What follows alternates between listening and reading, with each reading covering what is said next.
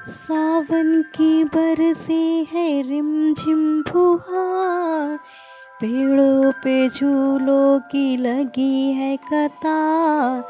गौरा झूला झूल रही भोलेनाथ संग, मैया झूला झूल रही भोलेनाथ संग।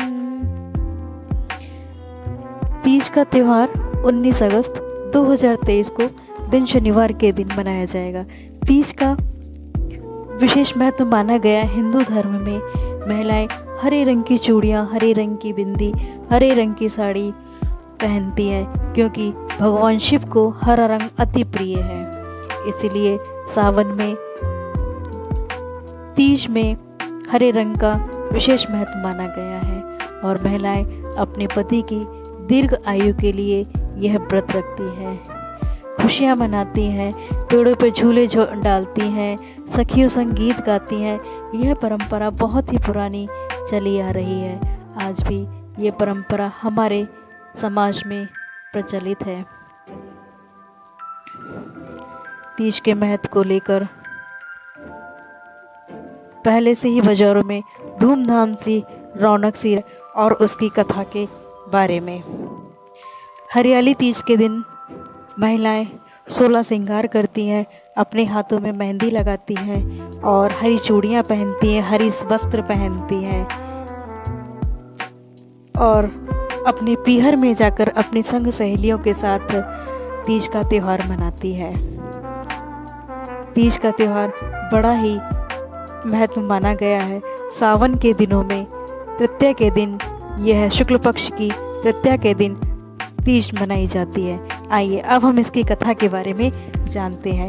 हरियाली तीज उत्सव को भगवान शिव और माता पार्वती के पुनर्मिलन के उपलक्ष्य में मनाया जाता है। पौराणिक मान्यताओं के अनुसार माना गया है कि माता पार्वती ने भगवान शिव को पार्वती के रूप में पाने के लिए, पति के रूप में पाने के लिए कठोर तप किया था। इस कड़ी तपस्या से माता पार्वती ने भगवान शिव को पति के रूप में प्राप्त किया। काफ़ी जतन उन्होंने किए, काफ़ी प्रयास किए, तब जाकर उन्हें भगवान भोलेनाथ मिले थे। पार्वती के माता गौरी ने पार्वती के रूप में हिमालय के घर पुनर्जन्म लिया था। माता पार्वती बचपन से ही शिव को वर के रूप में पाना चाहती थी।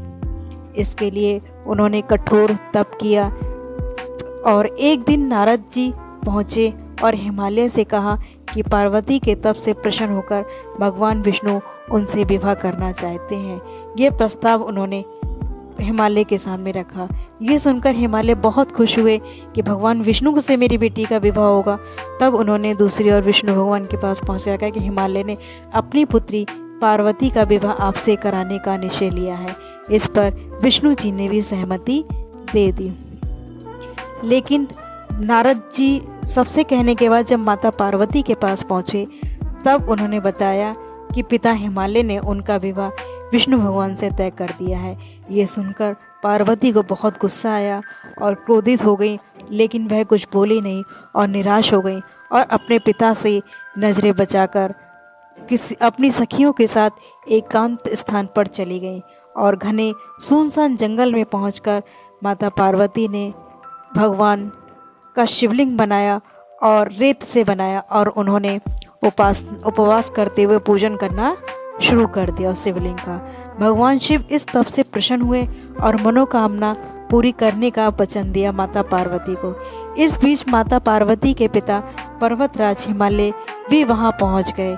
जब उन्होंने यह देखा कि वह सत्य बात जानकर माता पार्वती की शादी भगवान शिव से कराने के लिए राजी हो गए। शिव इस कथा में बताते हैं कि बाद में विधि विधान के साथ उनका पार्वती के साथ विवाह हुआ। शिव जी कहते हैं कि हे पार्वती, जैसे तुमने कठोर व्रत किया था उसी प्रकार से हमारा विवाह हो सका है। इस व्रत को निष्ठा से करने वाली हर स्त्री को मैं मनवांछित फल देता हूँ।